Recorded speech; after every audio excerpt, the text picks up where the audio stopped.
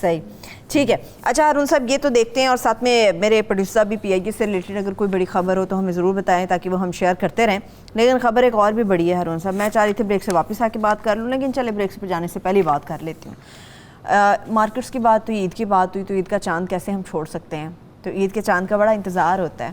وہ اس دفعہ بھی فواد چودھری صاحب کہہ رہے ہیں کچھ معاملہ گڑبڑ ہو جائے گا, کمیٹی بند کر دو, ختم کر دو اس کو. ناوک نہ تیرے سید نہ چھوڑا زمانہ میں, تڑپے ہے مرغ قبل نماشن, کو فساد کا بہانہ چاہیے فواد صاحب کو.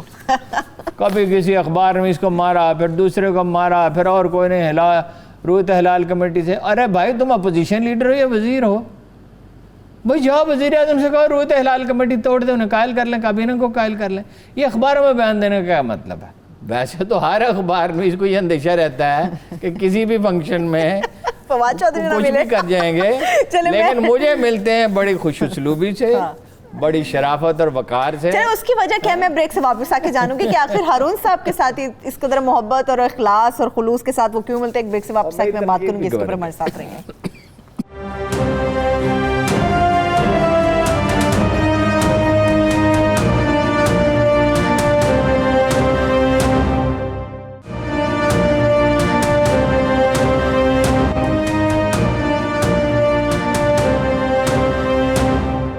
بریک کے بعد ایک بار پھر سے پروگرام میں ہم آپ کو خوش آمدید کہیں گے. ابھی جو تازہ ترین خبر ہے پوپل صاحب سے متعلق, وہ فواد چودھری صاحب کے ساتھ ایک ہو گئے ہیں. ان کا خیال ہے کہ اتوار کی عید ہونی ہے اور اتوار کو ہی وہاں پہ منائی جائے گی, بس منیب صاحب پیر کے اوپر رکے ہوئے ہیں. یہ اتفاق مبارک ہو مومنوں کے لیے, یک زباں ہے فقیہان شہر میرے خلاف. بڑا مشکل لگتا ہے مومنوں کو. مفتی منیب الرحمان کو یہ شعر پڑھنا چاہیے کہ یہ اتفاق مبارک ہو مومنوں کے لیے کہ یک زباں ہے فقیہان شہر میرے خلاف.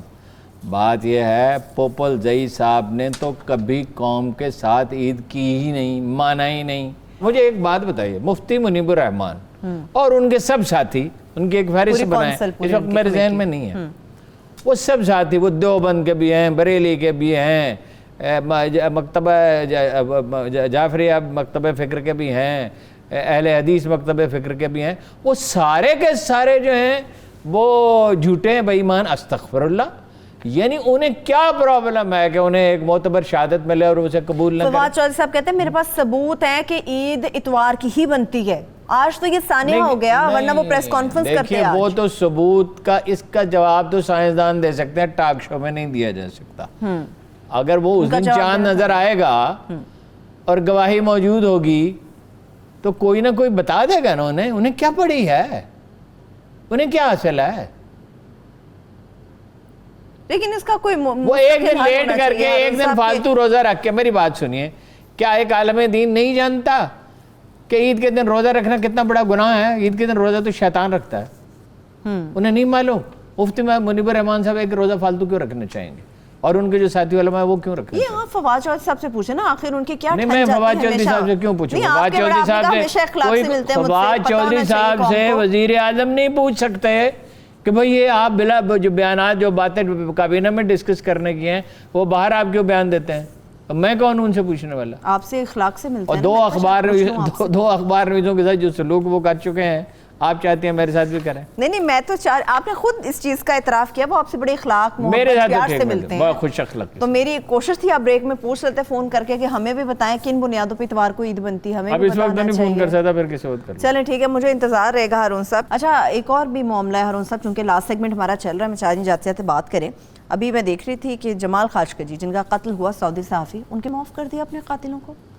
انہوں نے کہا میرے باپ کی جو قاتل ہے ان کو میں معاف کرتا ہوں. وہ فیض کا ایک شعر ہے, دعویٰ گرفتاری و مجبوری الفت, دستے تہ سنگ آمدہ پیمان وفا ہے. کہ کیا محبت کا دعویٰ اور کیا مجبوری, یہ تو پتھر کے نیچے ہاتھ آیا ہوا ہے. وہ میاں محمد بخش کا مصرع ہے, لسیدہ کی زور محمد رونا یا نس جانا. وہ اس کی بیچارے کی خاندان اس کا کیا کرے, یا ملک چھوڑ کے چلا جائے. بات یہ ہے, خبر یہ ہے کہ امریکہ نے ہاؤس آف سعود پر سے ہاتھ اٹھا لیا ہے. اچھا جی, یہ ہے خبر.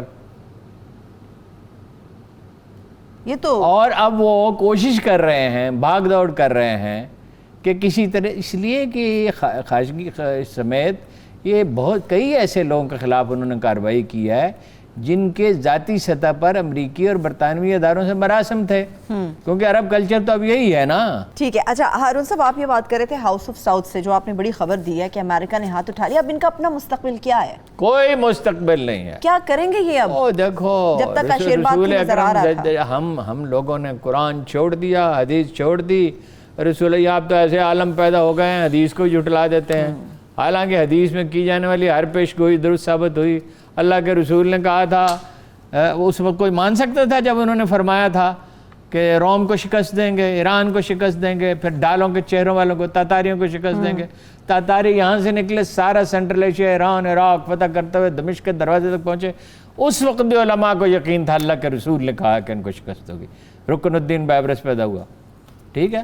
اب تو لوگ ایسے پیدا ہو گئے، اللہ کے رسول کا فرمان ہے، یہ پورا ہو کر رہنا۔ صحیح ہے، لیکن جو آپ بات کر رہے ہیں یقینی طور پہ آپ نے فرمایا تھا ویل للعرب، بربادی ہے عربوں کے لیے، اور کہا جب شام بگڑ جائے گا تو سب کچھ بگڑ جائے گا۔ شام بگڑ گیا، ہر چیز بگڑ گیا۔ اور کس کے بارے میں کہا تھا کہ وہ فاتح ہوں گے دجال کے خلاف لڑیں گے؟ ہند کے مسلمان، وہ ہے پاکستان آرمی جی، اور ترک، ایک بھی آدمی ترک مسلمان نہیں تھا۔ اللہ کے رسول کو آنے والے زمانوں کے بہت سے حقائق بتا دیے گئے تھے۔ وہ محمد رسول اللہ صلی اللہ علیہ وسلم تھے، وہ دوسرے پیغمبروں کے طرح نہیں تھے۔ اقبال کا ایک شعر ہے کہ کلیم نے آرزو کی اللہ سے گفتگو کی تو آگ برسی پہاڑ پر، اور اپنے یتیم پیغمبر پہ وہ پروانے کی طرح آیا۔ سبحان اللہ، سبحان اللہ، ٹھیک ہے، سبحان اللہ کے رسول نے کہا تھا شام میں خرابی ہوگی تو ہر کہیں خرابی ہوگی، اور وہ عربوں کے لیے بربادی ہے۔ عربوں نے اپنی بربادی کا خود سامان کیا ہے، سب کچھ ہے یورپ اور امریکہ کو سونپ دیا، امریکہ کو ہی سونپ دیا۔ جب اپنا دفاع آپ دوسروں کو سونپ دیتے تو نتیجہ صاف ظاہر ہے۔ لیکن جو صلاح خاشقی جی ہیں، جمال خاشقی جی کے بیٹے، انہوں نے بھی قرآن کیا، یقینی طور پہ قرآن کی آیتیں دلوں پر اپنا اثر چھوڑتی ہیں۔ اس آیت کا ہی حوالہ دے کر انہوں نے معاف کیا کہ یقیناً یہ ماہ مبارک بھی ایسا، اور اللہ تعالیٰ معاف کرنے والوں کو پسند کرتا ہے، اسی بنیاد پر ہم اپنے والد کے قاتلوں کو معاف کرتا ہے۔ اب چلیے آپ حسن ظن رکھیں کہ دل سے معاف کر دیا ہے، اسے قتل کس طرح کیا گیا اس کے؟ اچھا، ایک چیز کے اوپر عمران خان صاحب واقعی کریڈٹ لے سکتے ہیں، مگر اس میں تاخیر ہے۔ ڈراپ کی ہم بات کر رہے ہیں، ادویات کا کتنا بڑا سکینڈل تھا ہارون صاحب۔ نہیں، کچھ بھی نہیں کیا خان صاحب نے۔ یہی تو کہہ رہی ہوں، کچھ بھی نہیں خان صاحب نے؟ میں نے کہا کریڈٹ لے سکتے ہیں اگر وہ اس کے اوپر کریں، مگر کچھ بھی نہیں کر رہے۔ کوئی کرنے کا ارادہ ان کا نظر نہیں آ رہا۔ یہ تو جب تک بات پھیلے گی نہیں، بھائی اختر حسین صاحب تھے، میں آپ کو بتا چکا ہوں، ایک تو 2001 سے 2004 تک ان پہ کرپشن کے 3 مقدمات ہیں۔ پھر انہوں نے ایک سرٹیفکیٹ عدالت میں جمع کرایا، میں فوت ہو چکا ہوں، وہ ابھی تک چل رہا ہے کہ وہ فوت۔ اچھا، وہ جو ان کے ساتھ کرپشن میں دوسرے تھے، یہ بڑے بارسوخ آدمی ہیں، وہ سب کو سزا ہو گئی، یہ بچ گئے۔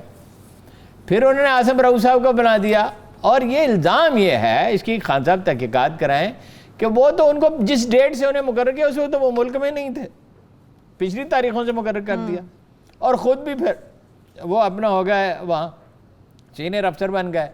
اور یہ کہا جاتا ہے عاصم رؤوف ان کا لگایا ہوا پودا ہے، اور بہت سنگین باتیں ہیں۔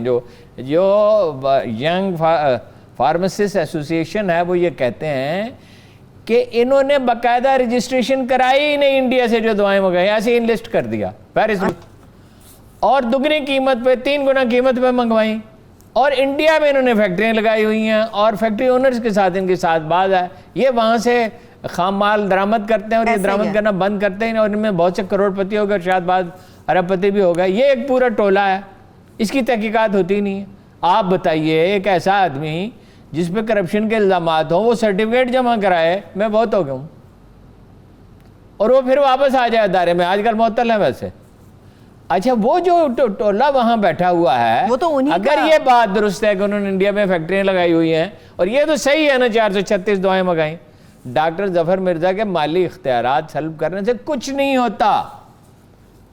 پہلے کون سے وہ اختیارات استعمال کر رہے تھے؟ وہ تو بچے اسی لیے کہ وہ تو ڈرائیو والے کر رہے تھے، ڈاکٹر صاحب تو نہیں کر رہے تھے۔ میں تو حیران تھا کہ ڈاکٹر صاحب بچ کیسے گئے، بچے اسی لیے۔ وہ جو ڈرگ ریگولیٹری اتھارٹی ہے وہ اتنی بدنام ہے، جس طرح یہ ایک پی آئی اے کو پرائیویٹائز کیے بغیر ٹھیک نہیں کیا جا سکتا، اسی طرح ایف بی آر کو تشکیل 9 کے بغیر ٹھیک نہیں ہے، ڈریپ سے بندے نکالے بغیر پوری تحقیقات، اور خان صاحب نہیں کرانے کے موڈ میں قطعاً وجہ ان کو کیا پڑی ہے، ان کا کوئی ذاتی نقصان ہو رہا ہے، انہوں نے اور بہت سے لوگوں کو معاف کیا ہے، انہوں نے خسرو بختیار کو نہیں معاف کیا ہوا. خسرو بختیار کے خلاف کون سی تحقیقات ہو رہی ہے؟